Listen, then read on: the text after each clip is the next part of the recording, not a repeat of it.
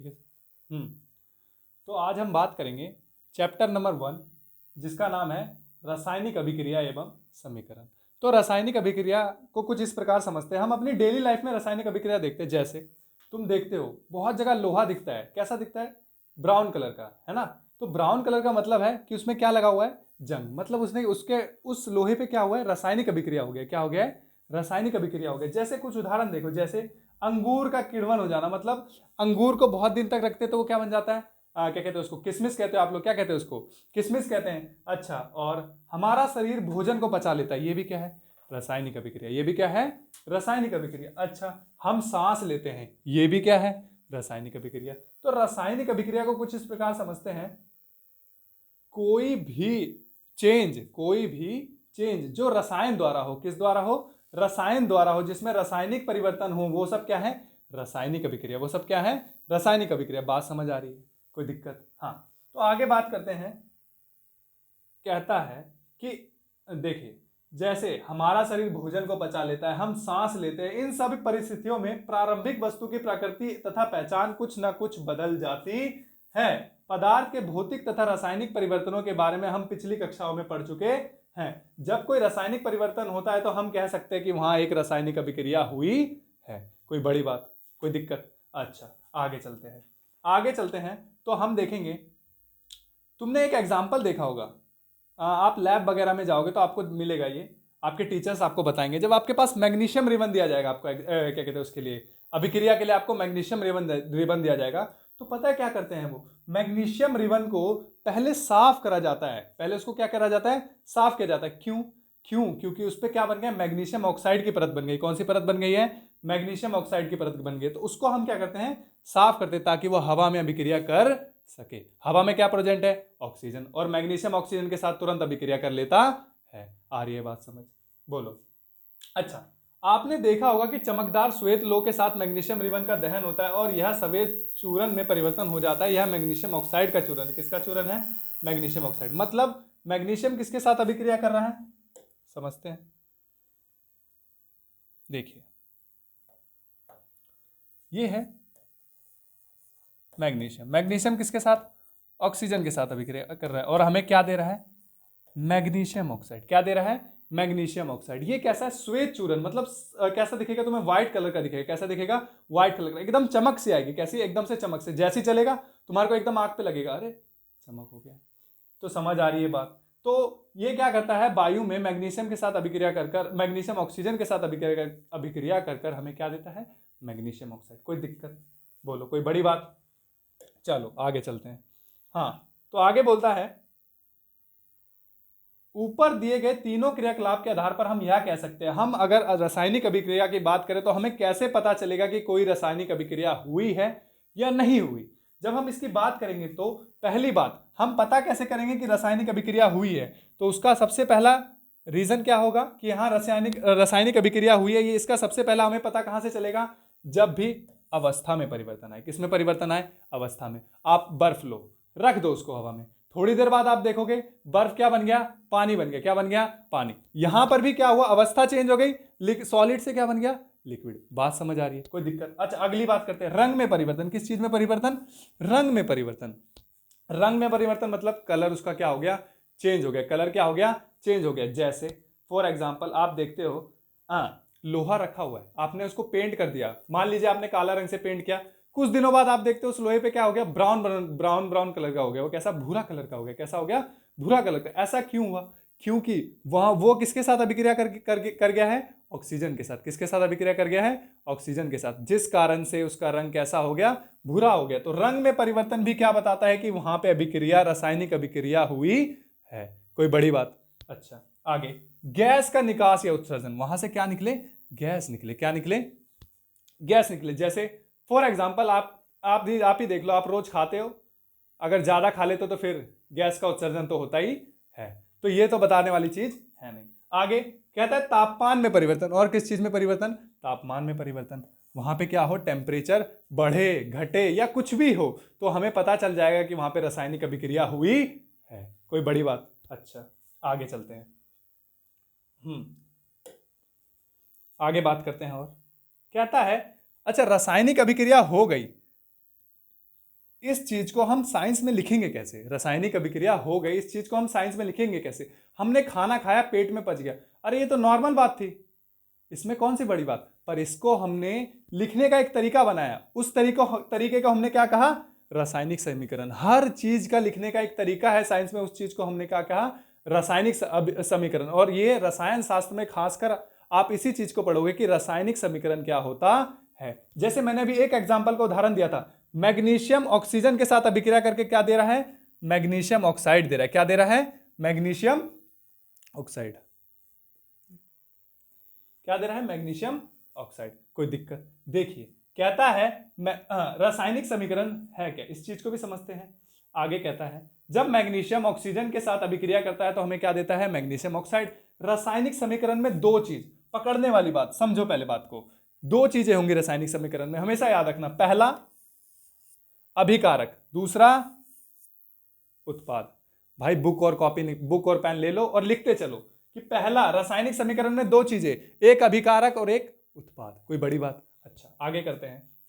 मुझे बातें समझ आ रही हैं कि रासायनिक समीकरण में दो चीज होगा, एक अभिकारक और एक उत्पाद। अच्छा मैग्नीशियम का उदाहरण देख लिया। अच्छा इसको लिखने का तरीका, ये तो हमने नॉर्मल लिखा, पर इसको हम लिखेंगे कैसे रासायनिक समीकरण को? जैसे मैग्नीशियम का हम जानते हैं सिंबल क्या होता है?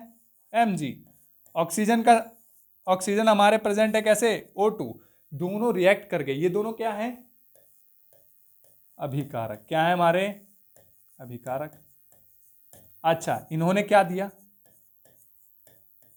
उत्पाद। और यहां हमें उत्पाद क्या मिला? Magnesium oxide. क्या मिला? Magnesium oxide. मतलब अभिकारक क्या होंगे? अभिकारक एक तरह से समझ लो A+B। कोई भी चीज रिएक्ट हो रही है या अभिक्रिया करके हमें क्या दे रही है? उत्पाद देगी। एक तरह से समझ लो, आपका ये लेफ्ट हैंड साइड है, ये आपका अभिकारक है, और ये आपका राइट हैंड साइड, ये आपका उत्पाद है। कोई बड़ी बात? बोलो कोई दिक्कत? आप समझ जाओगे कि अगर कोई भी रासायनिक समीकरण लिखा है तो किस तरफ अभिकारक है और किस तरफ उत्पाद है, इसमें कोई बड़ी बात है नहीं। आपके लेफ्ट साइड मतलब अभिकारक और राइट साइड मतलब उत्पाद। कोई दिक्कत? अच्छा चलो ये बात हमें समझ आई, आगे बात करते हैं। अच्छा अब रासायनिक समीकरण को लिखते कैसे हैं?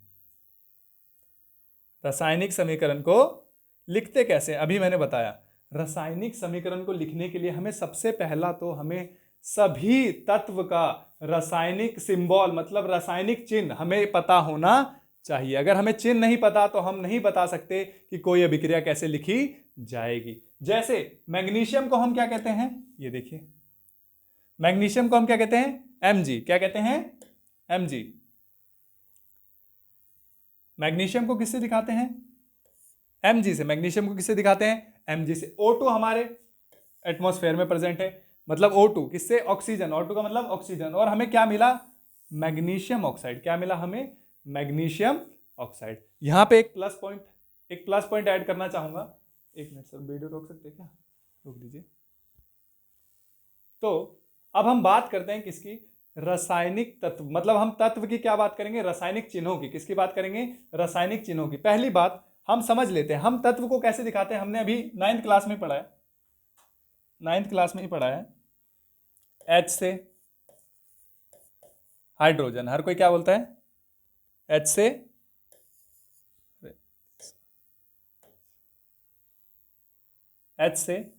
हाइड्रोजन।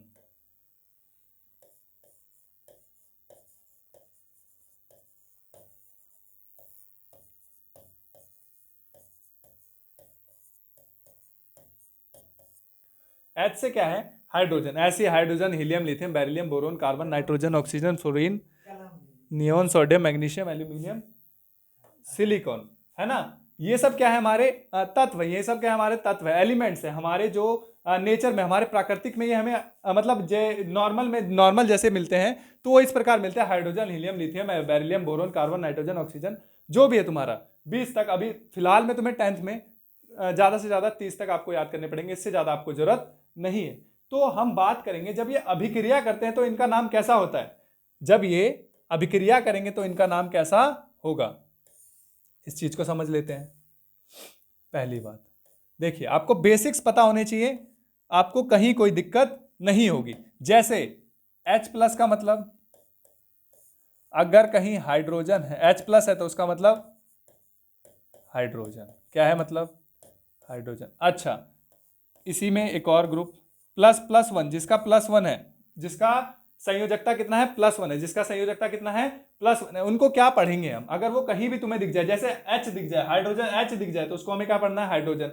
Na पॉजिटिव दिख जाए तो Na पॉजिटिव का मतलब है पॉजिटिव, उस पर संयोजकता है, उसका संयोजन संख्या है कि वो एक इलेक्ट्रॉन दे सकता है। तो अगर Na लिखा है तो सोडियम, Na लिखा है तो सोडियम। अच्छा, और बात करते हैं। Na हो गया, K positive potassium, K positive मतलब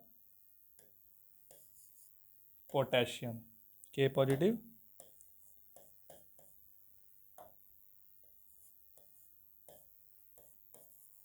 पोटेशियम। ये तो वो तत्व है जिनकी संयोजकता कितनी है? वन है। जिनकी संयोजकता कितनी है? वन है। अच्छा, अब हम बात करेंगे उन तत्वों की जिनकी संयोजकता कितनी होगी? दो। जैसे तुम्हारा हीलियम, ओ क्या कहते हैं,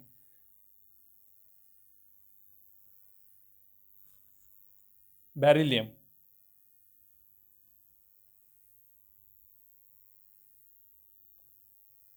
इसको हम क्या पढ़ते हैं? बेरिलियम। इसको हम क्या पढ़ेंगे?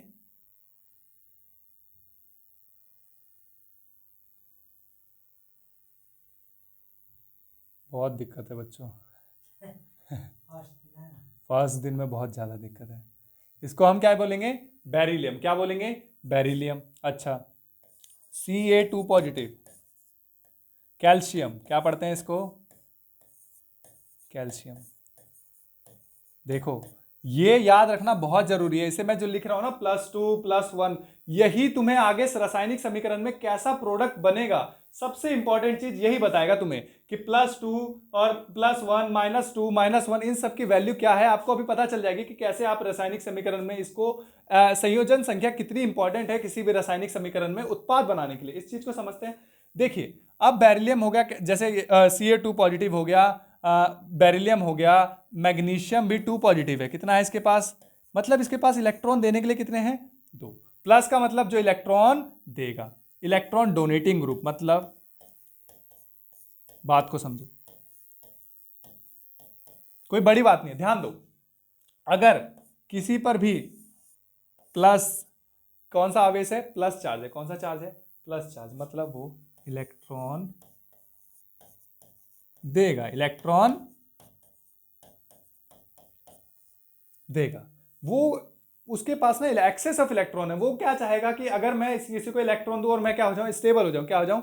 स्टेबल हो जाऊं। पर देखो, समझो इस बात को कि अगर प्लस है चार्ज तो वो इलेक्ट्रॉन देगा, वो इलेक्ट्रॉन देगा। अगर आपके पास पैसे हैं तो गरीबों को दान करिए, अच्छी बात है। समझ रहे? वही है, ये लोग क्या है? अमीर लोग हैं। ये सब क्या है? अमीर लोग। इनके पास क्या है? चार्ज बहुत ज्यादा है, तो ये चार्ज डोनेट करते रहेंगे, इलेक्ट्रॉन को डोनेट करते रहेंगे। वहीं अगर नेगेटिव चार्ज है तो वो क्या करेगा? इलेक्ट्रॉन लेगा। इस बात को समझते हैं। अगर पॉजिटिव चार्ज है इलेक्ट्रॉन देगा, नेगेटिव चार्ज है तो इलेक्ट्रॉन लेगा। समझो बात को। अब देखते हैं। अब जैसे नेगेटिव चार्ज में मैंने बोला, नेगेटिव तो बता दिया, पर सर नेगेटिव चार्ज है कहां? दिखाइए तो। अच्छा देखो, O2 negative, O2 negative oxygen. इसको आप क्या पढ़ते हो? ऑक्सीजन। इसको क्या पढ़ रहे हैं? ऑक्सीजन। अच्छा, और भी है क्या? हाँ, जैसे O2 नेगेटिव हो गया, Na3 negative, N3 negative. Nitrogen, इसको क्या पढ़ते हो आप? Nitrogen, simple nitrogen. आपको देखो, मैं आपको बोला O लिखा है तो ऑक्सीजन ही पढ़ना है, उसको कोई अलग नहीं पढ़ना है। वहां पे लिखा होगा O ही, पर ये 2 नेगेटिव किस लिए लिख रहा हूं? इसको याद रखोगे तो ही आगे यौगिक बनेंगे, कंपाउंड बनेंगे, मॉलिक्यूल बनेंगे, आपसे आराम से इजीली बनेंगे। नाइट्रोजन हो गया, O2 नेगेटिव हो गया। फिर आता है देखो SO4 2 नेगेटिव। ये 9वीं की चीजें हैं बाबू, ये मैं तुम्हें अब बता रहा हूं। ये 9वीं में पढ़ते हैं बच्चे। मैं 9वीं के बच्चों को बताता हूं कि हाँ बाबू SO4 2 नेगेटिव, इसका मतलब क्या है? सल्फेट। ये कौन है? सल्फेट। अच्छा, सल्फेट। ठो है, डॉ मत लगा देना। सल्फेट हो गया, NO3 नेगेटिव, नाइट्रेट, क्या है ये, nitrate, HCO3 negative, HCO3 negative, hydrogen carbonate, hydrogen carbonate, इसको क्या पढ़ेंगे, हाइड्रोजन,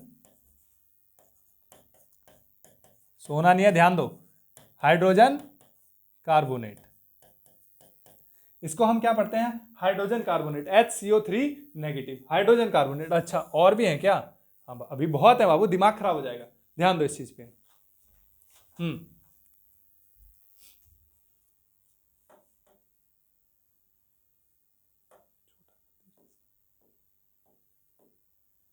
छोटा कर दीजिए।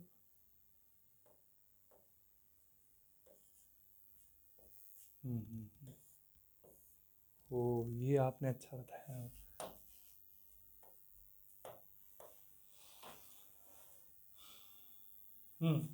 अच्छा तो HCO3 नेगेटिव को हम क्या पढ़ेंगे, HCO3 कहीं भी लगा हुआ दिख जाए, HCO3 तो इसको हमें क्या पढ़ना है, हाइड्रोजन कार्बोनेट, क्या पढ़ना है, हाइड्रोजन कार्बोनेट। और इसकी संयोजकता कितनी, -1, इसकी संयोजकता कितनी, -1। बात भेजे में घुस रही कि नहीं घुस रही, आगे बात करते हैं। CO3 2 नेगेटिव, CO3 2 नेगेटिव, इसको हम क्या पढ़ेंगे, कार्बोनेट, क्या पढ़ना है, कार्बोनेट।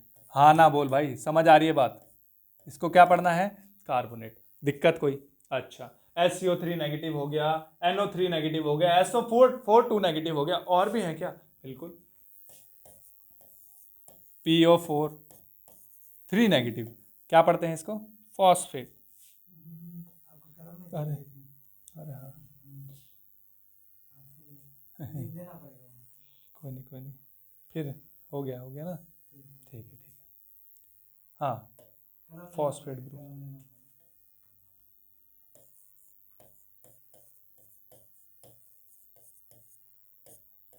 कोई दिक्कत,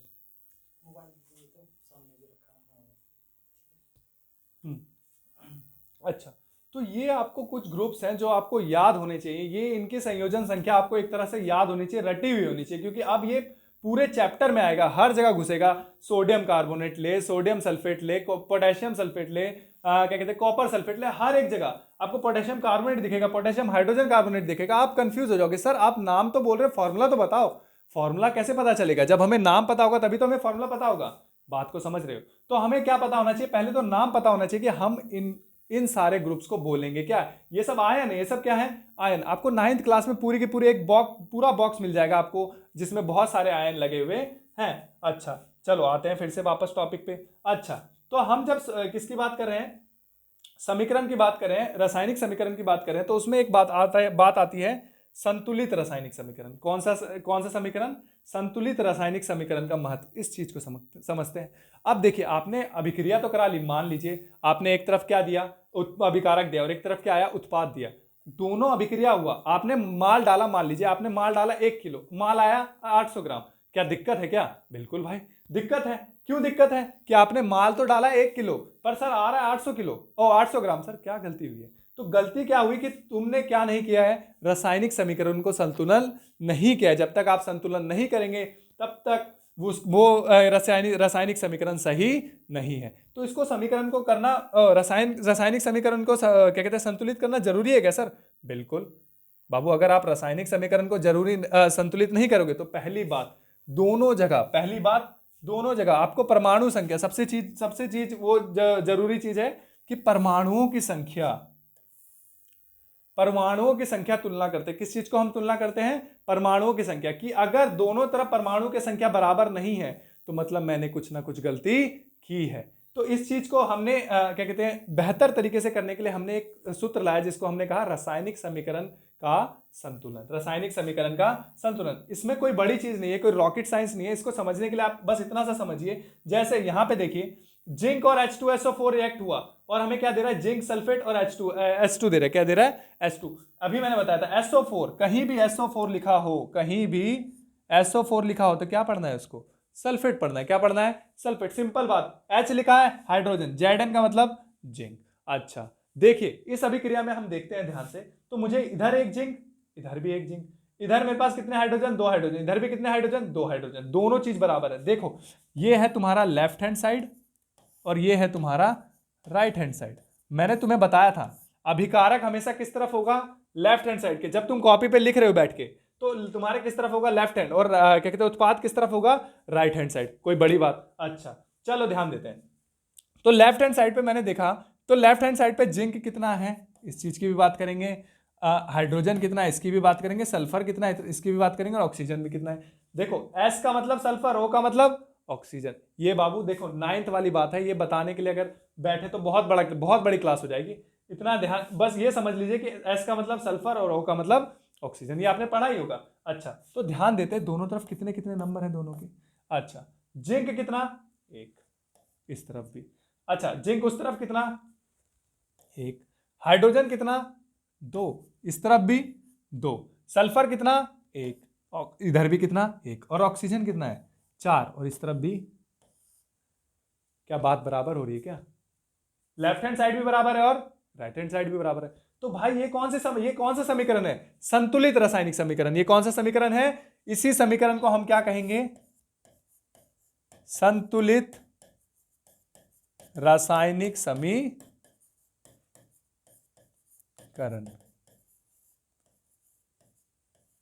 बात समझ आ रही है, कोई दिक्कत, कोई बड़ी बात। अच्छा आगे बढ़ते हैं।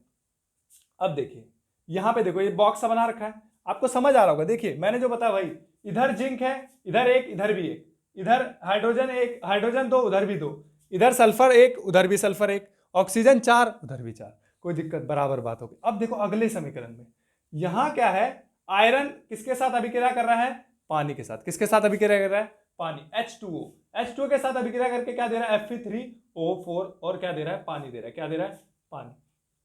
देखो अब इस अभिक्रिया में जब हम पहले चरण में देख रहे हैं कि इधर आयरन है, पानी है, और Fe3O4 और क्या कहते हैं हाइड्रोजन है। रासायनिक समीकरण को संतुलित करने के लिए सबसे पहले प्रत्येक सूत्र के चारों ओर एक बॉक्स बना लीजिए। समीकरण को संतुलित करते समय बॉक्स के अंदर कुछ भी परिवर्तन नहीं कीजिएगा। इस वक्त बॉक्स के अंदर आपको मतलब इस एक तरह से बॉक्स बना ली कि यहां पे मुझे कोई भी चेंज नहीं लाना है, यहां पे मुझे कोई भी चेंज नहीं लाना है, इसको फिक्स रखना है। अगली बात कहता है कि असंतुलित समीकरण में उपस्थित विभिन्न तत्वों के परमाणुओं की संख्या लिखो। पहले आयरन कितना है, देखो बॉक्स फिर से बनाना मतलब फिर से वैसे बताओ, इससे अच्छा एनसीईआरटी में पूरा बॉक्स है बाबू। एनसीईआरटी से बढ़िया कोई बुक नहीं। अगर आपने एनसीईआरटी पढ़ ली तो समझो आपका कल्याण हो गया। देखो तो यहां देख रहा हूं मैं, आयरन कितना है, इस तरफ एक है, उस तरफ कितना है, तीन। काम बिगड़ गया भाई। अच्छा हाइड्रोजन देख, इधर भी दो, उधर भी दो। ऑक्सीजन देखो, इधर एक, उधर चार। बात गड़बड़ है। अच्छा तो बात को सही करते हैं, समझो बात को कैसे करेंगे सही। पहली बात, सुविधा के लिए सबसे अधिक परमाणु वाले यौगिक को पहले संतुलित कीजिए। जो सबसे ज्यादा अधिक है ना परमाणु, उसको सबसे पहले संतुलित करो। जैसे यहां पे क्या किया, प्रारंभ में हाइड्रोजन कितना था, इस तरफ एक है, उस तरफ कितना है, ओ हाइड्रोजन इस तरफ कितना है हमारा, दो, उस तरफ हाइड्रोजन तो बराबर है। आयरन कितना, एक है, और उस तरफ कितना है, तीन। ऑक्सीजन एक है और उधर चार है। तो मैंने क्या किया, ऑक्सीजन को संतुलित करने के लिए इसी समीकरण में इधर आइए, इसी समीकरण में ऑक्सीजन को संतुलित करने के लिए, इधर चार है हमारे पास, इधर कितना है, एक ऑक्सीजन है। कितना ऑक्सीजन है, एक। अच्छा इसको संतुलित करने के लिए अगर मैं इसको ही चार से गुना कर दूं, इसको ही चार से गुना कर दूं, कोई दिक्कत, इधर भी चार ऑक्सीजन, इधर भी चार ऑक्सीजन, मेरा ऑक्सीजन बराबर हो गया, मुझे कोई दिक्कत वाली बात है ही नहीं। अच्छा पर मैंने देखा जब मेरा ऑक्सीजन बराबर हो गया तो हाइड्रोजन बढ़ गया, चार दूनी आठ। हाइड्रोजन मेरे पास कितना हो गया, आठ हाइड्रोजन हो गया। कितना हाइड्रोजन हो गया, आठ हाइड्रोजन। पर इधर कितना है, दो। इधर कितना है, दो। अच्छा मुझे दिख रहा है कि हाइड्रोजन बेचारा अकेला है, उसको मैं गुना भी कर दूंगा तो उसको कोई दिक्कत, और बाकी कोई भी चेंज नहीं होगा। तो मैंने क्या किया, जब इधर चार दूनी आठ हो गया तो मैं इसको 4 से मल्टीप्लाई कर दूं तो मेरा काम हो जाएगा क्या, इधर भी आठ, इधर भी आठ। हाइड्रोजन भी बराबर हो गया, ऑक्सीजन भी बराबर, हाइड्रोजन भी बराबर। अब मैं देखा इधर Fe कितना है, तीन है, और इधर कितना है, एक। अब मेरे लिए दिक्कत वाली बात आ गई। तो मैंने यहां पे क्या किया, समझो बात को। मैंने यहां पे क्या किया कि मेरे को पता है Fe तीन है और ऑक्सीजन चार, इधर ऑक्सीजन भी चार हो गया, हाइड्रोजन भी आठ हो गया, आठ और आठ दोनों तरफ बराबर हो गए। पर आयरन बराबर नहीं हो रहा, पर इधर आयरन अकेला है। क्या करना है, इसको कर दो सीधा, तीन से गुना, खत्म। अब देखो, अब यहां पे तीन Fe, चार H2O, Fe3O4 और 4H2। अब क्या ये रासायनिक समीकरण बराबर संतुलित हो गए, बिल्कुल। देखो यहां देखो, ये रहा, यहां पे क्या हुआ, तीन Fe प्लस चार H2O, Fe3O4 और क्या कहते हैं 4H2, चार हाइड्रोजन मुझे मिल गए। देखो अब दोनों तरफ देखो, दोनों तरफ समझो, अब दोनों तरफ समझो। यहां पे कितने, 3 आयरन है। अच्छा, आयरन तो 3 हो गए, इस तरफ भी 3 आयरन, आयरन बराबर हो गया। अच्छा, हाइड्रोजन देखो 4 दूनी 8, समझो ये है LHS, ये है LHS और ये है RHS। अच्छा, दोनों तरफ लिखो Fe, हाइड्रोजन और ऑक्सीजन। समझो बात को, Fe कितना है हमारे पास 3, हाइड्रोजन कितना 8, 4 दूनी 8, इससे गुना होगा 2 से सीधा। अच्छा, ऑक्सीजन एक ही है और पर 4 हाइड्रोजन के वो वाटर मॉलिक्यूल कितने 4, तो ऑक्सीजन भी कितना हो गया 4। अच्छा, इस तरफ जाओ, Fe कितना 3, बैलेंस। अच्छा, दूसरी बात, ऑक्सीजन कितना 4, ऑक्सीजन कितना 4, बैलेंस हो गया। हाइड्रोजन 4 दूनी, बोलो भाई कोई दिक्कत, दोनों तरफ बैलेंस। अच्छा, कोई दिक्कत इसमें, हाँ आगे समझते हैं, यहां तक बताओ कोई दिक्कत। अच्छा, आगे बढ़ते हैं। तो बैलेंसिंग रिएक्शन में आप क्या कहते हैं, जब भी हम संतुलित रासायनिक समीकरण को संतुलित करेंगे, तो यहाँ पे देखो आपको बहुत सारे एग्जांपल मिलेंगे। जैसे यहाँ पे देखिए, कार्बन और ऑक्सीजन अभिक्रिया कर रहा है किसके साथ, हाइड्रोजन के साथ, किसके साथ, हाइड्रोजन के साथ, और हमें क्या दे रहा है CH3OH, अल्कोहल दे रहा है। क्या दे रहा है, अल्कोहल दे रहा है। तो यहाँ पे मैंने देखा कार्बन का नंबर बराबर हो गया, हाइड्रोजन का नंबर बराबर नहीं। कैसे, यहाँ देखिए CH3, कार्बन हाइड्रोजन का नंबर CH3 और H, यहाँ पे हाइड्रोजन का नंबर भी बराबर है और यहाँ पे भी हाइड्रोजन का नंबर बराबर है। कैसे बराबर हुआ, हमने हाइड्रोजन को 2 से मल्टीप्लाई कर दिया, तो मेरे पास दोनों तरफ क्या हो गया, हाइड्रोजन बराबर हो गया। इस वाले अभिक्रिया में भी देखो CO2 था, पहले ये अभिक्रिया जो थी ये इस प्रकार थी, यहाँ पे 6 नहीं था, यहाँ पे 12 नहीं था, और यहाँ पे भी 6 नहीं था, यहाँ पे भी 6 नहीं था। जब मैंने देखा कि CO2 H2O के साथ अभिक्रिया करके C6H12O6 दे रहा है और ऑक्सीजन भी दे रहा है और पानी भी दे रहा है, तो मैंने यहां पर देखा दोनों तरफ ऑक्सीजन कार्बन, देखिए यहाँ पे एक ही कार्बन है और यहाँ पे कितने कार्बन, 6 कार्बन, भाई अनबैलेंस्ड। दूसरी बात, यहाँ पे 3 ऑक्सीजन, यहाँ पे कितने, 6 2 8, 8 और 1 9, अनबैलेंस्ड। ये भी सिंपल बात है, अनबैलेंस हो गया। और यहाँ पे हाइड्रोजन भी कितना, यहाँ पे 2 हाइड्रोजन, यहाँ पे 2 और 12 14 हाइड्रोजन। तो यहाँ पे क्या था, पूरा रिएक्शन कैसा था, ये अनबैलेंस था। तो मैंने इसको बैलेंस करने के लिए सबको क्या किया, पहली बात कार्बन को बैलेंस करने के लिए 6 से मल्टीप्लाई, 6 और 6 कार्बन हो गया, कोई दिक्कत, 6 यहां भी कार्बन और 6 यहां भी कार्बन। अच्छा, अब मैं देख रहा हूं ऑक्सीजन को, 6 दूनी 12 और 1 13, इधर ऑक्सीजन कितना है 6 2 8 और 1 9, 6 2 8 और 1 9। तो इसको बैलेंस करने के लिए हमने क्या किया, इस वाले ऑक्सीजन को 6 से मल्टीप्लाई कर दिया, 6 दूनी 12, क्या कहते हैं 6 दूनी 12, इधर अभी कितना ऑक्सीजन है 6 दूनी 12 और 1 13, इधर कितने ऑक्सीजन हो गए 6 दूनी 12 13 और 6 19। तो मैंने इसको बैलेंस करने के लिए फिर क्या किया, इसको 12 से मल्टीप्लाई करें, 12 12 12 कम 12 12 और 12 कितने हो गए 24 ऑक्सीजन हो गए। 24 ऑक्सीजन को बैलेंस करने के लिए फिर लास्ट में हमने पानी को किससे मल्टीप्लाई किया, H2O को 6 से मल्टीप्लाई कर दिया, किससे मल्टीप्लाई कर दिया 6 से। तो टोटल नंबर ऑफ सारे की सारी चीजें क्या हो गई, बैलेंस हो गई। कार्बन इधर भी 6 इधर भी 6, हाइड्रोजन इधर भी 12 और इधर भी इधर 24 और इधर भी कितने हो गए 24, और ऑक्सीजन कितने हो गए, बंद कर दीजिए थोड़ा